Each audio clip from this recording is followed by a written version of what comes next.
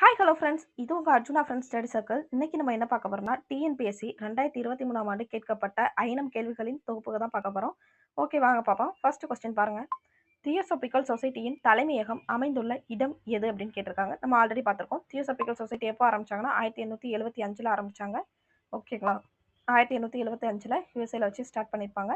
Okay, இதோட தலைமையகம் எங்க இருக்குன்னா அடையார்ல இருக்குது. ஓகேங்களா? அடையார்ல இதோடைய தலைமையகம் இருக்குது. இதை வந்து அன்னிபெசன்ட் அம்மையார் வந்து ஹெச்எஸ் ஆல்காட்டுக்கு அப்புறம் பார்த்துருப்பாங்க. ஓகேங்களா? ஓகே, நெக்ஸ்ட் பாருங்க. இந்தியாவின் முதல் பெண் கவர்னராக அரசியலில் ஈடுபாடு உடையவராக இந்திய தேசிய காங்கிரசின் உறுப்பினராகவும் மற்றும் ஒரு கவிஞராகவும் திகழ்ந்தவர் யார்? ஓகேங்களா? இந்தியாவின் முதல் பெண் கவர்னர் யாருன்னா நமக்கு சரோஜினி நாயுடு. ஓகேங்களா? இவங்க தான் இந்திய தேசிய காங்கிரஸோட உறுப்பினராகவும் இருப்பாங்க, கவிஞராகவும் இருப்பாங்க. இவங்களை நம்ம என்ன சொல்லுவோம்னா நைட்டிங்கேல் அப்படின்னு சொல்லுவோம். ஓகேங்களா? இந்த சரோஜினி நாயுடு அம்மையார் தான் முகமது அலி ஜின்னாவை என்னன்னு சொல்லியிருப்பாங்கன்னா இந்து முஸ்லிம் ஒற்றுமையின் தூதர் அப்படின்னு சொல்லியிருப்பாங்க. ஓகேங்களா? இதெல்லாம் தெரிஞ்சுக்கோங்க. நெக்ஸ்ட் பாருங்க. பின் வருபவர்களில் யார் தொன்மையான கலைகளுக்காக இந்திய சங்கத்தினை ஏற்படுத்தியவர்?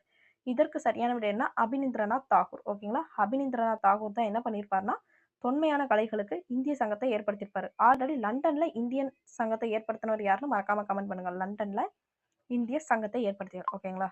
மறக்காம கமெண்ட் பண்ணுங்க. ரொம்ப முக்கியமான கொஸ்டின்ஸ். நெக்ஸ்ட் பாருங்க. பொறுத்துக. சம்பரான் சத்தியாகிரகம் 1917. ரவுலட் சத்தியாகிரகம் எப்போ நடந்திருக்கும்னா 1919 நடந்திருக்கும்.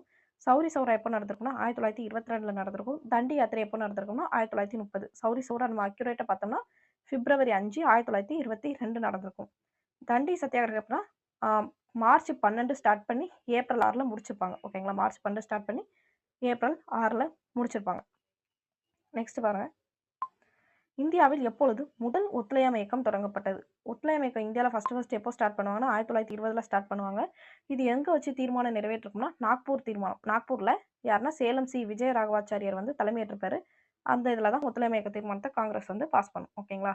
ஓகே, நெக்ஸ்ட் பாருங்க. வ.உ. சிதம்பரனார் சுதேசி நீராவி கப்பல் நிறுவனத்தை நிறுவியதன் நோக்கம் யாது? இதற்கு இவருடைய நோக்கம் என்ன நோக்கம்னா கடல் போக்குவரத்தில் பிரிட்டிஷாருடைய ஏகபோகத்திற்கு, அதாவது ஆங்கிலேயருடைய ஏகாதிபத்தியத்துக்கு சவால் விடுக்க. இதுதான் மிக சரியான விடைங்க. நெக்ஸ்ட் பாருங்க. பம்பாயில கொடூர பிளேக் தொற்று நோய் பரவிய ஆண்டு எப்போன்னு பார்த்தீங்கன்னா 1796. 1796 தான் என்னன்னா பம்பாயில கொடூர பிளேக் நோய் வந்து பரவி இருக்கும். நெக்ஸ்ட் பாருங்க. ஆங்கிலேயர் அச்சுறுத்தல் காரணமாக பாரதி டேஸ் பகுதிக்கு இடம்பெயர்ந்தார். எந்த பகுதிக்கு இடம்பெயர்ந்திருப்பாருன்னா பாண்டிச்சேரி பகுதிக்கு இடம்பெயர்ந்திருப்பார். ஏன்னா அப்போது வ.உ.சி.க்கு ஆதரவாக அவர் சாட்சி சொல்லியிருப்பாரு. அந்த டைம் தான் அவருக்கு அச்சுறுத்தல் இருக்கும். உடனே பாண்டிச்சேரிக்கு இடம்பெயர்ந்திருப்பார்.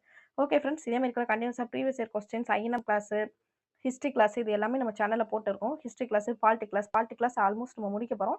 நம்ம சேனலை மறக்காம சப்ஸ்கிரைப் பண்ணிக்கோங்க. உங்கள் ஃப்ரெண்ட்ஸுக்கும் ஷேர் பண்ணுங்கள். நெக்ஸ்ட் என்ன வீடியோ வேணும்னு மறக்காம கமெண்ட் பண்ணுங்கள். Okay, bye. தேங்க்யூ.